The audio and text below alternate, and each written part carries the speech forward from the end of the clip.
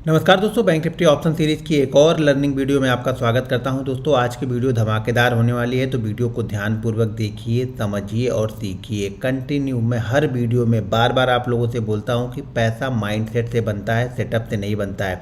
Setup आपको entry दिला सकता है और वो एंट्री आपको कहाँ तक लेके जाएगी वो आज की वीडियो में आप लोग को समझ में आएगा कि जो हमने एंट्री की है, जो आप एंट्री करते हो ना, एंट्री करते हो आप और 10 पॉइंट 20 पॉइंट में ऑप्शन में लेके भाग जाते हो, निकल जाते हो, डर के मारे निकल जाते हो। तो आज की वीडियो अगर आप पूरी देखते हो तो सारा वो डर आपको खत्म हो जाएगा, आपको कॉन्फिडेंस आएगा। कई जगह आप देखते हो, मैं लाइव लर्निंग वाली जो वीडियो आप लोग के लिए रिकॉर्ड करता हूँ, वहाँ पे आप लोग देखते हो कि शायद मेरा एसएल 20 पॉइंट के एसएल में कई जगह पे निकल जाऊँगा, कई जगह मैं 40 पॉइंट के एसएल पे भी आराम से खड़ा रहूँगा। वो क्यों खड़ा रहता हूँ, वो सारी चीज़ें आपको इस वीडियो से अंदर में पता चल जाएगी। तो वीडियो को ध्यानपूर्वक देखिए, समझिए और सीखिए। देखिए, जब तक मैं ये नहीं बोलता हूँ ना कि वीडियो को लाइक करो, आप लोग वीडियो को लाइक नहीं करते हो। तो इस वीडियो पे जो मेरा लाइक एम है वो यहाँ पे है लगभग 35,000 का। यहाँ पे आपको वीडियो को लाइक करना है। कम से कम इस वीडियो पे 3,500 कमेंट भी आने चाहिए कि वीडियो आप लोग को कैसी लगी, अच्छी लगी, ख़राब लगी। अगर इस वीडियो में कुछ अच्छी चीज़ें लगी तो वो क्या है, वो पॉइंट मुझे आप कमेंट बॉक्स में लिख करके मुझे ज़रूर बताइएगा। इस वीडियो को कम से कम आप लोग को 1,000 लोगों के पास में शेयर करना है, यानी एक लोग को नहीं, सब लोगों को मिला के 1,000 लोगों के पास में शेयर करना है। जैसे ही वीडियो आप ऑन करते हो ना, वीडियो के नीचे एक शेयर का बटन रहता है, उससे शेयर कर दीजिए वीडियो को अपने सोशल मीडिया पे, इंस्टाग्राम पे, टेलीग्राम पे, ट्विटर पे। वीडियो जहां आपको पसंद आए वीडियो को लाइक भी कीजिए और साथ में शेयर भी करते रहिए। और इस वीडियो पे मैं व्यू मान के चलता हूं कि आप लोग इस वीडियो पे 5 लाख का व्यू मुझे दोगे तो मैं नेक्स्ट वीडियो आपको इससे भी बेहतरीन एक वीडियो लेके आऊँगा। लेकिन उसके लिए ये ध्यान रखिएगा कि 5 लाख का यहाँ पे व्यू आना चाहिए। नेक्स्ट जो सैटरडे है उसके पहले तक अगर 5 लाख का व्यू आया तो नेक्स्ट एक बेहतरीन सेटअप की वीडियो आप लोग के लिए मैं लेके आऊँगा नेक्स्ट सैटरडे को। आज इस बार सैटरडे को मैं वीडियो नहीं डाल पाया तो मैं संडे को वीडियो यहाँ पे डाल रहा हूँ। देखिए, हम प्रॉपर यूट्यूबर में नहीं हूँ कि मैं वीडियो रिकॉर्ड करके रखूँ, जैसा टाइम बोलूँ उस टाइम पे मैं वीडियो को अपलोड कर दूँ। तो मेरे पास भी कुछ टाइम की कमियाँ रहती हैं, तो इसलिए सैटरडे को मैं वीडियो नहीं डाल पाया। तो वीडियो में आज आप लोग के लिए संडे को डाल रहा हूँ, तो ध्यान रखिएगा। मैं बार बार बोलता हूं ना कि बैंक निफ्टी अगर आपको देखना है या बैंक निफ्टी ऑप्शन बाइंग में ऑप्शन सेलिंग, देखिए इस वीडियो को ऑप्शन बायर हो तो भी आप देख सकते हो, ऑप्शन सेलर हो तो भी आप वीडियो को देख सकते हो और डायरेक्शनल मूव को पकड़ सकते हो। मैं कंटिन्यू हर वीडियो में जब भी लाइव रिकॉर्ड करता हूं तो ये 6 जो बैंक है ये यहाँ पे आप लोग को दिखते रहते हैं। ये दिखने मतलब ये किसी इवेंट में नहीं आया है कि यहाँ पे इवेंट है इसको मैं देख रहा हूँ। इस चीज़ों से मैं डायरेक्शनल को पकड़ता हूँ कि मेरा जो ट्रेड है वो ट्रेड सही हो सकता है या ट्रेड मेरा मेरे अगेंस्ट जा सकता है, वो मैं यहाँ से पकड़ता हूँ। सिर्फ बैंक निफ्टी के चार्ट देखने से कुछ नहीं होता है। मैं कंटिन्यू बोलता हूँ, बैंक निफ्टी डिब्बा है। डिब्बा समझते हो, जैसे रेलगाड़ी चलती है ना, ट्रेन हमारी होती है ट्रेन, तो ट्रेन में डिब्बे लगे रहते हैं। वो डिब्बा तब तक नहीं चलेगा जब तक उसका इंजन नहीं चलेगा। तो सबसे ज़रूरी चीज़ क्या है, इंजन। और ये जो बैंक है ये बैंक निफ्टी के लिए इंजन का काम करते हैं। जब तक ये ऊपर नीचे नहीं करेंगे ये कुछ नहीं करेगा, ये अपनी जगह पे खड़ा रहेगा। और अगर ये अपनी जगह पे खड़ा रहेगा ना तो जो हमारा ऑप्शन है ना वो भी अपनी जगह पे ही खड़ा रहेगा, वो भी ऊपर या नीचे कहीं किसी भी साइड में मूव नहीं करेगा। तो अगर हमारा ऑप्शन मूव करना है तो उसके लिए क्या चाहिए, बैंक निफ्टी मूव करे। और बैंक निफ्टी को मूव करना है तो उसके लिए क्या चाहिए कि HDFC bank, ICICI, axis bank, SBI ये मूव करे, ये किस साइड में जा रहे हैं जिससे हम डायरेक्शनल को पकड़ सकते हैं।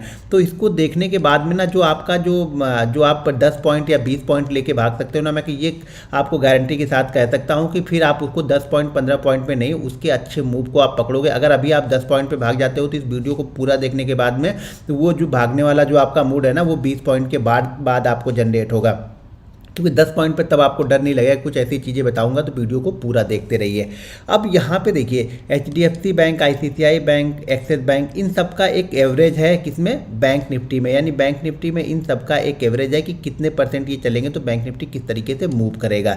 एचडीएफसी बैंक, देखिए एचडीएफसी बैंक सबसे बड़ा बैंक है, इसका जो वेटेज है वो बैंक निफ्टी में लगभग अभी जो वेटेज है वो है यहाँ पे 26% का वेटेज बैंक निफ्टी में है। यानी बैंक निफ्टी अगर मान लीजिए सारे बैंक मिला करके बैंक निफ्टी ने आज मान लीजिए 390 पॉइंट का मूव किया है और सारे के सारे 1% मूव इसने भी किया है और उसके साथ में 1% का मूव भी एचडीएफसी में किया है, 1% का मूव आईसीआईसीआई ने किया है। एक एज्यूम करते हैं, ऐसा मैं बता रहा हूँ, 1% कंटिन्यू ये करेंगे नहीं, लेकिन 1% इसने भी चला, 1% ये भी चला, 1% ये भी चला, सारे बैंक भी 1% चले और फिर बैंक निफ्टी 1% चला। तो इसका मतलब ये है कि 26% का योगदान इसमें एचडीएफसी का था। आईसीआईसीआई सेकंड जो है वेटेज में सेकंड है, उसका जो वेटेज है यहाँ पे लगभग 25% का वेटेज है, यानी 25% का यहाँ पे इसका हिस्सा है बैंक निफ्टी में। अगर बैंक निफ्टी ऊपर या नीचे होता है तो 25% का उसका रोल जो है वो यहाँ पे आईसीआईसीआई बैंक संभालता है। एक्सिस बैंक का जो वेटेज है वो है यहाँ पे लगभग 11% का वेटेज, एक्सिस बैंक का वेटेज 11% का वेटेज एक्सिस बैंक का है, 11% का ही आईसीआईसीआई का है और 11% ही वेटेज लगभग इसका कोटक बैंक का है। जो इंडसइंड बैंक है वो लगभग 6% का वेटेज यहाँ पे रखता है। यानी इन सब की मूव के हिसाब से ही बैंक निफ्टी का डायरेक्शनल आप तय कर सकते हैं। तो चीज़ों को ध्यान से सुनिए, ध्यान से देखिए मैं यहाँ पे क्या समझाने वाला हूँ। सबसे ज़्यादा वेटेज जो है यहाँ पे एचडीएफसी बैंक का है और आईसीआईसीआई बैंक का है। इन दोनों का वेटेज मिला के देखा जाए तो लगभग 51% वेटेज यहाँ पे इन दोनों का हो जाता है। तो बैंक निफ्टी किस साइड में जाएगा वो ये दोनों मिल के तय करते हैं। ज़्यादातर ये दोनों अगर एक साइड में चल रहे हैं, उसके साइड में किसी छोटे बैंक ने, यानी किसी छोटे बैंक जैसे इंडसइंड बैंक हो गया, उसके बाद एयू बैंक है, बैंक ऑफ बड़ौदा है, आईडीएफसी बैंक है, ये सारे बैंक भी उसी साइड में चले गए तो बैंक निफ्टी का वेटेज वहाँ पे कितना हो गया 52-53%। तो बैंक निफ्टी का डायरेक्शनल क्या रहेगा, ऊपर की साइड में रहेगा। देखिए डायरेक्शनल को जज करने का सबसे आसान तरीका है कि इनके जो इंजन है उसमें कितनी पावर है उसको आप देखेंगे तो आपका बैंक निफ्टी का डायरेक्शनल आपको पता चल जाएगा। तो यहाँ पे 26% का वेटेज एचडीएफसी रखता है, आईसीआईसीआई 25% का वेटेज रखता है, एक्सिस बैंक 11% का, एसबीआई 11 और कोटक यहाँ पे 11% का रखता है। ये सारे जो मिला दे 6 बैंक मिला दे तो लगभग 90-91% का वेटेज इन 6 बैंकों का है। और उसके बाद जो वेटेज निकल के आता है वो बचा बाकी के 6 बैंक है तो उनका वेटेज लगभग 10% है। तो नामात्र का है, उसको हम काउंट ही नहीं करते हैं। तो इस 6 बैंकों को मैं इसीलिए देखते रहता हूं कि इससे मुझे बैंक निफ्टी का डायरेक्शनल पता चलता है।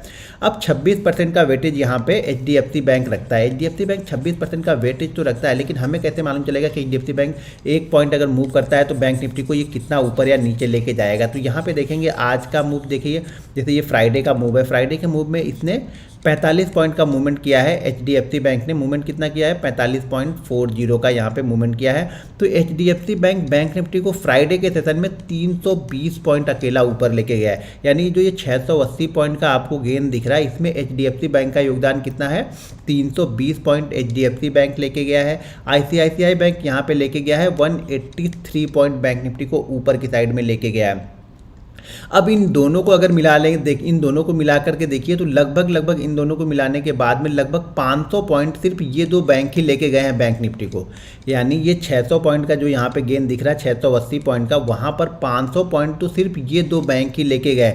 यानी अगर ये 2 बैंक सारे दिन पॉजिटिव थे तो बैंक निफ्टी का जो ओवरऑल जो डायरेक्शनल था वो ऊपर की साइड में था। यानी ओवरऑल जो डायरेक्शनल मतलब बैंक निफ्टी यहाँ पे प्लस में क्लोज हुआ, किसकी वजह से, इन दोनों की वजह से। इन दोनों का काफ़ी वेटेज 51% वेटेज है और यहाँ पे देखेंगे तो 320 पॉइंट ये लेके गए और 183 पॉइंट यहाँ पे आईसीआईसीआई बैंक निफ्टी को ऊपर की साइड में ले जाके क्लोज किया। हाँ जरूर ऊपर से दोनों ही, इसका जो हाई था वो था 883 इसका हाई लगाया तो ऊपर से ये वापस 13 पॉइंट नीचे भी आया है। यानी अगर ये अपने डे हाई के आसपास क्लोज करता तो शायद जो बैंक निफ्टी है वो लगभग यहाँ पे 800 पॉइंट के 800 पॉइंट का यहाँ पे मूव यहाँ पे गेन करके क्लोज करता है। लेकिन ये ऊपर से नीचे आया है, इसीलिए जो बैंक निफ्टी है वो भी ऊपर से नीचे यहाँ पे आया हुआ है। अब यहाँ पे देखेंगे तो एक्सिस बैंक का वेटेज कितना है 11% का और एक्सिस बैंक कितना चला है 1.5, ये नीचे आया है। यानी ये ऊपर न जाके नीचे आया तो इसका जो मूवमेंट कितना हुआ, इसका मूवमेंट जो हो गया वो मूवमेंट यहाँ पे निकल के आता है, वो लगभग इंडेक्स को लेके जाता है 8.64, यानी 7 पॉइंट इंडेक्स को ये क्या किया, ये नीचे लेके आया। एसबीआई क्या करता है, एसबीआई 45 पॉइंट इंडेक्स को ऊपर लेके जाता है क्योंकि एसबीआई भी प्लस में क्लोज हुआ। और उसके बाद कोटक बैंक ये लगभग 33 पॉइंट इंडेक्स को ऊपर लेके जाता है। इंडसइंड बैंक माइनस में क्लोज हुआ तो ये बैंक निफ्टी को लगभग 6 पॉइंट नीचे लेके आता है। तो ये जो 6 बैंक हैं, 6 जो मेजर बैंक हमारे हैं, इसीलिए मैं इस मेजर बैंक को देखते रहता हूँ कि इनकी मूवमेंट पर डिपेंड करता है कि बैंक निफ्टी क्या करेगा। तो ये 6 बैंकों का देखा जाए तो टोटल जो 6 बैंक हैं, इस 6 बैंकों को देखा जाए तो 625 पॉइंट यहाँ पे 625 पॉइंट जो यहाँ पे आपको दिख रहा है 681 पॉइंट। तो इन जो मेजर बैंक है जो ये अप साइड में गए हैं, ये अप साइड में 4 बैंक यहाँ पे अप साइड में गए हैं और 2 यहाँ पे माइनस में क्लोज हुए हैं, इंडसइंड बैंक और एक्सिस बैंक यहाँ पे माइनस में क्लोज हुए हैं। तो यहाँ पे देखा जाए तो 11 पॉइंट ये ऊपर लेके गए हैं बैंक निफ्टी को, ये 4 बैंक ऊपर लेके गए हैं, लेकिन उसमें से भी सिर्फ ये 2 बैंक ही 500 पॉइंट ऊपर लेके गए हैं बैंक निफ्टी को। तो हमें नज़र कहाँ बना के रखनी है? हमें नज़र बना के रखनी है ज़्यादातर HDFC बैंक, ICICI बैंक किस तरीके से मूव कर रहे हैं। देखिए, जब तक आप HDFC बैंक और ICICI बैंक को चार्ट को नहीं समझोगे तब तक आप ऑप्शन में बेस्ट पैसा बना के नहीं जा पाओगे, चाहे कुछ भी हो जाएगा। इसके डायरेक्शनल पे ये क्या कर रहे हैं, देखिए ओपनिंग के बाद ये जरूरी थोड़ी है कि ये ऊपर, देखिए ये ऊपर ओपन होकर नीचे आया तो ये बैंक निफ्टी को भी नीचे लेके आया। बैंक निफ्टी लगभग लोअर लेवल के आसपास यहाँ पे क्लोज हुआ। इसने हाई तो 39,555 का शायद इसने हाई लगाया था बैंक निफ्टी ने। नीचे की साइड में आया, जैसे मैंने बताया इसका हाई कितना था 83। अगर 83 हाई के आसपास क्लोज करता तो शायद ये बैंक निफ्टी को 150 पॉइंट और ऊपर लेके जाता, लेकिन ये अपने हाई से 150 पॉइंट नीचे लाके किसने क्लोज किया है? ICICI बैंक ने ही क्लोज किया है। एक्सिस बैंक भी ऊपर से थोड़ा सा नीचे आया, लेकिन HDFC बैंक कंटिन्यू ऊपर की साइड में ही जाता रहा, इसलिए ये मूवमेंट को कवर करके रखा, यानी ज़्यादा बैंक निफ्टी को ये ऊपर से नीचे की तरफ आने नहीं दिया। क्यों? क्योंकि HDFC बैंक यहाँ पे देखिए 45 पॉइंट प्लस है। अब हमारा देखिए हम अंदाज़ा कैसे लगाते, मैं अंदाज़ा कैसे लगाता हूँ, ये सारी चीज़ें मेरे हिसाब से आपने नोट कर ली होगी, देख लिया होगा, इसके बाद मैं बताता हूँ। देखिए मैं अंदाज़ा कैसे लगाता हूँ कि बैंक निफ्टी किस तरीके की मूवमेंट करता है, तो वो हम देखते हैं HDFC bank, ICICI bank, Axis bank और SBI के चार्ट पे, कि इस चार्ट पे इनका ब्रेकआउट होने के बाद, जैसे मैं बार बार कंटिन्यू आप लोग को बता रहा था कि 1420 इसका जो है वो रजिस्टेंस एरिया है, और वो 1420 के पास से ही ऊपर ओपन होकर धीरे धीरे करके ये 42 के आसपास तक जाता है।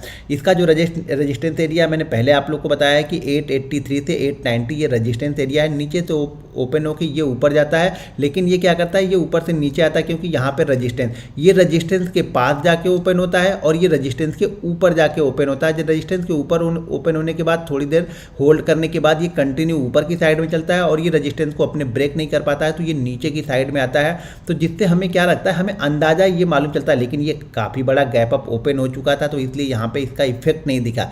लेकिन अगर मान लीजिए यही बैंक निफ्टी ये HDFC बैंक नहीं चला होता 320 पॉइंट, तो ये इसका इफेक्ट आपको दिखना स्टार्ट हो जाता, लेकिन HDFC बैंक ने सारे मूव को कवर करके रखा है। यानी इस पूरे मूव का जो हीरो था वो HDFC बैंक और ICICI बैंक ही थे, क्योंकि इनका वेटेज भी 56% 51% है, दोनों का मिला दिया तो वेटेज 51% पे है। अब देखिए मैं इसकी एनालिसिस कैसे करता हूँ। अब HDFC बैंक, मान लीजिए HDFC बैंक का मुझे पता है कि HDFC बैंक का आज का रजिस्ट्रेशन, एक चीज़ ध्यान से सुनिएगा तभी आप चीज़ों को समझ पाओगे, नहीं तो समझ नहीं पाओगे। मैं कितना भी समझाऊंगा ना, अगर वीडियो को स्किप करके देख रहे हो, फॉरवर्ड करके देख रहे हो, तो कुछ समझ में आएगा नहीं जब तक इस पूरी वीडियो को आप लोग नहीं देखोगे। ज़्यादा जानकारी के लिए आप हमारा टेलीग्राम चैनल ज्वाइन कर सकते हैं। टेलीग्राम चैनल का लिंक वीडियो के डिस्क्रिप्शन में दिया हुआ है, जाके आप सर्च कर सकते हैं घनश्याम टेक एनालिसिस। मेरे नाम से बहुत सारे फेक चैनल भी बने हुए हैं, तो ध्यान रखिएगा। लगभग इसमें 3,40,000 के लमसम मेंबर है, तो उसको आप ज्वाइन कीजिएगा। मेरी कोई पेड सर्विस नहीं है, कोई पेड ट्रेनिंग प्रोग्राम नहीं है, मेरा पेड कोई भी चीज़ नहीं है। यानी यूट्यूब के थ्रू ही जो कुछ मैं सिखा रहा हूँ वो फ्री में आपको सिखाता हूँ। मैं पैसे लेके कोई भी चीज़ें या कोई भी सर्विस नहीं देता हूँ। तो यहाँ पे हमें निकालना क्या, मान लीजिए एक चीज़ समझाता हूँ। पहले मान लीजिए कि ये HDFC बैंक है, इंट्राडे का चार्ट है, समझो ये इंट्राडे का चार्ट है। इंट्राडे का HDFC बैंक का ये चार्ट है। ये HDFC बैंक इस रेंज में मान लेते हैं कि ये जो रेंज है ये है 1420 की ऊपर की साइड में, और नीचे की साइड में ये जो रेंज है ये है 1410 की, ये रेंज है। जनरली आप देखोगे मेरा फोकस HDFC बैंक और ICICI बैंक पे बिल्कुल क्लोजली मैं वॉच करते रहता हूँ। ज़्यादातर ट्रेड, ऑप्शन के ज़्यादातर ट्रेड यानी 90% ट्रेड मैं उसी डायरेक्शनल में लेता हूँ जिस डायरेक्शनल में HDFC बैंक का मूवमेंट होता है। उसके साथ में देखिए HDFC, मान लीजिए HDFC बैंक आज ऊपर है, ICICI बैंक आज नीचे है, तो इसके साथ में हमें देखना पड़ेगा कि SBI, कोटक और एक्सिस बैंक किस साइड में मूव कर रहे हैं। देखिए जिसका वेटेज ज़्यादा होगा, यानी जो पावर ज़्यादा लगाएगा HDFC बैंक के साथ में, मान लीजिए ICICI नीचे है, HDFC ऊपर है, HDFC के साथ में मान लीजिए एक्सिस या SBI भी उसके साथ में हो गया, तो इसका वेटेज फिर से ज़्यादा हो गया ऊपर जाने का, क्योंकि ऑलरेडी ये तो 26% है ही है, ये भी 11% ये भी है, तो ऑलरेडी अब वेटेज कितना हो चुका है, लगभग 48% यहाँ पे ऊपर की साइड में लेके जा रहा है। HDFC 26% है, तो 25% ये नीचे लेके जा रहा है, और शायद ये भी मान लीजिए नीचे की तरफ लेके जा रहा है, लेकिन तो भी वेटेज ऊपर की साइड में ज़्यादा है। तो मान लीजिए HDFC बैंक को मैं वॉच कैसे करता हूँ। HDFC बैंक मान लीजिए यहाँ पे 1420-1410 के बीच में ये ट्रेड कर रहा है, ठीक है। बैंक निफ्टी मान लेते हैं, यहाँ से बैंक निफ्टी नीचे की साइड में धीरे धीरे करके बैंक निफ्टी नीचे की साइड में आ रहा है। अब यहाँ पे मुझे देखना है, मान लीजिए मेरा यह मूड हो रहा है, यहाँ पे बैंक निफ्टी में यहाँ पे कोई हैमर कैंडल अच्छी थी, हैमर कैंडल यहाँ पे बन गई, हैमर कैंडल बन गई। लेकिन अगर HDFC बैंक ये 1420 और 1410 वाली रेंज के अंदर में ही ट्रेड कर रहा तो शायद मैं इस हैमर पे इतना फोकस नहीं करूंगा। ध्यान रखिएगा, इस हैमर पे शायद मैं इतना फोकस ना करूं, क्योंकि ये एक रेंज में है और इस रेंज में हो सकता है ये मैं हैमर देख के यहाँ पे बाई तो कर लूंगा, लेकिन HDFC बैंक हो सकता है 1410 वाली रेंज को ब्रेक करे। जब ये रेंज को अपनी ब्रेक करेगा तो ये 5-7-8 रुपये नीचे की साइड में मूव करेगा, तो कितना भी अच्छा हैमर होगा ये यहाँ पे फेल हो जाएगा और नीचे की साइड में आ जाएगा। तो यहाँ पे मैं क्लोजली वॉच क्या करूँगा कि HDFC बैंक यहाँ पे अगर ब्रेकआउट की तरफ बढ़ रहा, मान लीजिए HDFC बैंक 1410 1420 की रेंज है, HDFC बैंक 1407-8 यहाँ पे ट्रेड 1418 माने 1418 पे ट्रेड कर रहा है, 1489 पे ट्रेड कर रहा है, और यहाँ पे ये ब्रेकआउट कर दे और यहाँ पे मेरी हैमर कैंडल बन जाए या यहाँ पे कोई मेरी बुलिश कैंडल बन जाए, या हो सकता है बैंक निफ्टी भी कोई रेंज बना रहा हो और इस रेंज को अगर बैंक निफ्टी ऊपर की साइड में ब्रेक करे प्लस HDFC भी ऊपर की साइड में ब्रेक करा तो मैं यहाँ पे कॉल लेके बैठ जाऊँगा।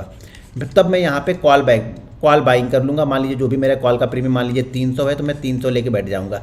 अब हो सकता है, देखिए चीज़ों को ध्यान से सुनिए, अब मज़ा यहाँ पे आएगा कि इस कॉल को होल्ड करने में मैं किस तरीके से सोचता हूँ।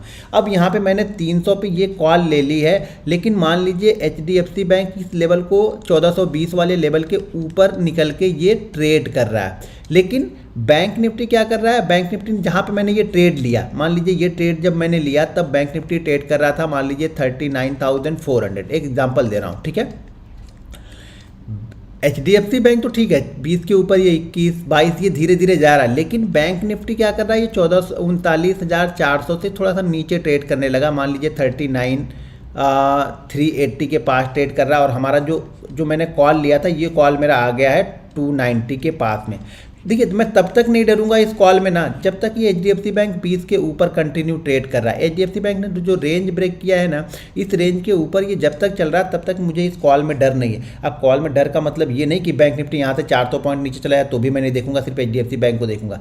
बैंक निफ्टी देखिए, बैंक निफ्टी को सपोर्ट कौन कर रहा है, HDFC bank, ICICI bank, Axis bank, SBI ये सपोर्ट कर रहे हैं। उसमें से जो मेजर बैंक इसका है HDFC, वो क्या कर रहा है, ऊपर की साइड में इसने ब्रेकआउट दिया है, ये ऊपर की साइड में यहाँ पे निकल के जा रहा है। तो मुझे इस कॉल में ज़्यादा डर नहीं रहेगा, क्योंकि मुझे मालूम है ये अगर ऊपर की साइड में जाएगा तो ये ज़्यादा, अगर नीचे भी आ रहा होगा तो ज़्यादा नीचे नहीं आएगा, और थोड़ा सा भी मूव करेगा ना तो ये बहुत तेज़ी से ऊपर की साइड में मूव कर जाएगा। अगर किसी और ने भी इसके साथ में सपोर्ट दे दिया, मान लीजिए किसी और ने सपोर्ट नहीं दिया है तो ही ये 400 से 380 आया ना, जैसे ही किसी और ने इसमें सपोर्ट दे दिया और ये तो पहले से ही सपोर्ट दे के बैठा हुआ है, तो क्या होगा, हमारा कॉल ये बहुत तेज़ी से 310 वाला 320 330 यहाँ पे पहुँच जाएगा।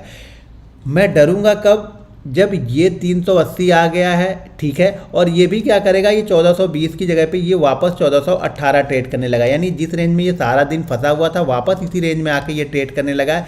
तब मुझे थोड़ा सा डर लगेगा कि शायद ये मूव नहीं कर रहा है, या इसको ये जो 1420 वाला रजिस्टेंस है, इस रजिस्टेंस को कंटिन्यू ये फेस कर रहा है। जब ये रजिस्टेंस फेस करेगा ना तो ये बैंक निफ्टी को ऊपर नहीं जाने देगा, क्योंकि ऑलरेडी ये नीचे की साइड में आ रहा है, ये रेंज में फंसा हुआ है। तो जब तक HDFC बैंक, ICICI बैंक की कोई डायरेक्शनल मूव ना हो ना, तब तक मैं ऑप्शन में जल्दी एंट्री नहीं लेता हूँ। इसके साथ में HDFC बैंक, जब से हमने ऑप्शन में ट्रेड लिया तो मैं ये खास तौर से देख के रखता हूँ कि जो ये कंपोनेंट है ना वो क्या कर रहा है, HDFC bank, ICICI bank, Axis bank, SBI कर क्या रहा है। देखिए अगर आप कंपोनेंट को सही तरीके से फॉलो करते हैं, मेरी सक्सेस का राज भी ये कंपोनेंट है कि कंपोनेंट की साइड में जनरली बहुत अच्छे दिन मार्केट 200 पॉइंट भी ऊपर की तरफ रहता है, 920 की स्ट्रेटजी भी बन जाती है। आप लोग सिर्फ स्ट्रेटजी करते हो ना, 920 की स्ट्रेटजी भी बन जाती है। मान लीजिए 920 की स्ट्रेटजी मुझे यहाँ पे बाइंग सिग्नल दे रही कि यहाँ पे मुझे बाइंग करना चाहिए, लेकिन HDFC बैंक डे लो को ब्रेक कर रहा है, मैं कभी भी इस स्ट्रेटजी में एंट्री नहीं लूँगा, क्योंकि मुझे मालूम है जो इस परिवार का मेन सदस्य है वो यहाँ पे नीचे की साइड में जा रहा है, तो ये परिवार ऊपर की साइड में ग्रो कर ही नहीं सकता, ये नीचे ही आना है। हाँ, ये हो सकता है कि अगर ये पांचों एक साइड में मूव कर जाए, ये तो 26% का ये नीचे लेके आ रहा है, लेकिन बाकी ये 5 डे हाई ब्रेक कर रहे हो। मान लीजिए HDFC यहाँ पे डे लो ब्रेक कर रहा हो, यहाँ पे HDFC डे लो ब्रेक कर रहा हो, ICICI, एक्सिस, SBI, कोटक ये सारे डे हाई को ब्रेक करके ऊपर की साइड में निकल रहे हैं, तब एक चांस यहाँ पे मैं ले सकता हूँ, क्योंकि ये 4 मेजर बैंक जो इनका जो वेटेज हो चुका है चारों का मिला के वो लगभग 50% से ऊपर का वेटेज हो चुका है, जबकि गिरने वाले का वेटेज सिर्फ HDFC है तो वो 26% है। फिर भी मेरा बैंक निफ्टी मेरा ऑप्शन अच्छा कर जाएगा यहाँ पे, लेकिन अगर HDFC और ICICI एक साथ में है तो हमारा ऑप्शन जो है ना वो एक्स्ट्रा ऑर्डिनरी मूव करेगा। फिर मैं यहाँ पे नहीं डरने वाला हूँ। फिर मैं यहाँ पे देखिए, अगर HDFC और ICICI ये दोनों ही एक साइड में मूव कर रहे हैं और मैंने यहाँ पे मान लीजिए 300 की कोई कॉल ले ली है और वो कॉल यहाँ पे 280 भी आ जाए, 270 भी आ जाए ना, तो भी मैं नहीं डरूंगा, क्योंकि मुझे पता है मेजर ये ऊपर की साइड में जा रहे हैं। तो जैसे बैंक निफ्टी थोड़ा सा ऊपर निकलेगा ना, मेरा ये ऑप्शन है वो वापस 350 360 का मूव कर जाएगा, आराम से कर जाएगा। क्यों? जो मेजर जो कंपोनेंट है, जो मेजर इसके जो इंजन है वो ऊपर की साइड में मूव कर रहे हैं, इसलिए हमारा ऑप्शन भी ऊपर की साइड में मूव कर जाएगा। तो कभी भी जब ऑप्शन आप डायरेक्शनल मूव करते हो, हम ऑप्शन बायर है और मुझे मोमेंटम चाहिए होता है, मैं बार बार बोलता हूँ ना, मोमेंटम चाहिए होता है। मोमेंटम वो कब बनता है? जब ये बैंक सपोर्ट करते हैं। अब इसमें से वेटेज निकाल के रखना पड़ता है कि कौन किसके साथ में चल रहा है। मान लीजिए किसी दिन होगा HDFC नहीं चलेगा, ICICI और एक्सिस चल रहा है, तो आपको वेटेज ध्यान में रखना पड़ेगा। अब यहाँ पे एक चीज़ और बताता हूँ, उसको ध्यान से देखिएगा। अगर HDFC बैंक 1 रुपये मूव करता है, ध्यान रखिएगा, इससे आपको अंदाज़ा लगेगा कि आपका बैंक निफ्टी कितना मूव कर सकता है, यानी अगला रजिस्टेंस HDFC बैंक का कहाँ पे है। तो उससे हम ये एज्यूम कर लेते हैं, मान लीजिए 1410 पे HDFC बैंक 1420 को क्रॉस करता है, 1410 वाली जो रेंज बनी थी 1410 और 1420 को क्रॉस करता है। इस रेंज के बाद मुझे लगता है कि HDFC बैंक 1430 रुपये यहाँ पे जा सकता है। तो यहाँ पे मैं बैंक निफ्टी का टारगेट मेरा एज्यूम हो जाता है कि बैंक निफ्टी कहाँ तक जा सकता है। तो अगर HDFC बैंक 1 रुपये मूव करता है तो ये इंडेक्स को 7 रुपये ऊपर की साइड में लेके जाता है। मैं फिर से लिखता हूँ, अगर HDFC बैंक 1 रुपये मूव करता है, कौन सा बैंक? ये HDFC बैंक अगर 1 रुपये मूव करता है तो ये इंडेक्स को 7 रुपये ऊपर की साइड में लेके जाएगा, ध्यान रखिएगा। अगर इसने 10 पॉइंट मूव कर दिया तो ये इंडेक्स को 70 पॉइंट अकेला ऊपर की साइड में लेके जाएगा बैंक निफ्टी को। ICICI बैंक अगर 1 पॉइंट मूव करता है, यानी 1 रुपये मूव करता है, तो ये इंडेक्स को 12 पॉइंट ऊपर लेके जाता है, ठीक है। ये अगर 1 पॉइंट मूव करेगा तो ये बैंक निफ्टी को 12 पॉइंट ऊपर की साइड में लेके जाता है। तो यहाँ पे इसीलिए मेरा फोकस ये रहता है, अगर मान लीजिए इसने 10 पॉइंट मूव कर दिया तो ये बैंक निफ्टी को 120 पॉइंट ऊपर लेके जाएगा। कौन सा? ICICI bank. ICICI बैंक अगर 1 पॉइंट मूव करता है तो बैंक निफ्टी 12 पॉइंट ऊपर जाता है। अगर ये 10 पॉइंट मूव करेगा तो बैंक निफ्टी 120 पॉइंट ऊपर जाएगा। तो इसीलिए इसने 16 पॉइंट मूव किया है, तो ये बैंक निफ्टी को कितना पॉइंट ऊपर लेके गया है? 183 पॉइंट ये ऊपर लेके गया था। तो ये ध्यान रखिएगा कि 1 पॉइंट की मूवमेंट में, देखिए ये मूवमेंट मैं क्यों बता रहा हूँ 1 पॉइंट की। मान लीजिए अब HDFC बैंक का रजिस्टेंस कितना है? 883 रजिस्टेंस है। अब मुझे मालूम है ये रजिस्टेंस को अगर इंट्राडे में निकालता है तो ये 890 तक जा सकता है। जब ये 890 तक जा सकता है और 83 के पास इसने ब्रेकआउट किया तो इसके पास 7 रुपये का मूव मुझे दिख रहा है, 7 रुपये का। तो 7 रुपये में ये कितना मूवमेंट कर जाएगा? ये 12 रुपये मूव करता है, 1 रुपये में 12 रुपये मूव करता है, तो 7 रुपये में कितना मूव कर जाएगा? 12 पंचे 60, 12 छंग 72, 12 सत्ते 84, यानी 84 पॉइंट ये बैंक निफ्टी को ऊपर की साइड में लेके जाएगा। तो मुझे बैंक निफ्टी का टारगेट समझ में आ रहा कि बैंक निफ्टी यहाँ तक जा सकता है। अब इसके साथ में मुझे ये देखना पड़ेगा कि इसमें से और कौन सा सपोर्ट कर रहा है कि जिससे मेरा ये टारगेट बहुत जल्दी से अचीव हो जाए। जब 84 पॉइंट मुझे दिख रहा है, मैंने कोई ऑप्शन लिया है तो मुझे ऑप्शन में भी दिख रहा है ना कि 84 पॉइंट बैंक निफ्टी जाएगा, तो ऑप्शन मेरा 20 पॉइंट 25 पॉइंट या 40 पॉइंट तो मूव करेगा ही करेगा ना। खासतौर से अगर एक्सपायरी वाले दिन में 84 पॉइंट जा रहा तो मेरा ऑप्शन कम से कम यहाँ पे 60 पॉइंट का मूव करेगा। तो बस ये सब सारी चीज़ें आपको ध्यान में रखनी है। उसी तरह से अब यहाँ पे अगर एक्सिस बैंक को देखा जाए तो एक्सिस बैंक अगर 1 पॉइंट ऊपर या नीचे होता है तो बैंक निफ्टी को 6 पॉइंट ऊपर या नीचे ये कर सकता है। SBI अगर 1 पॉइंट ऊपर और नीचे होता है तो ये बैंक निफ्टी को 8 पॉइंट ऊपर या नीचे करता है।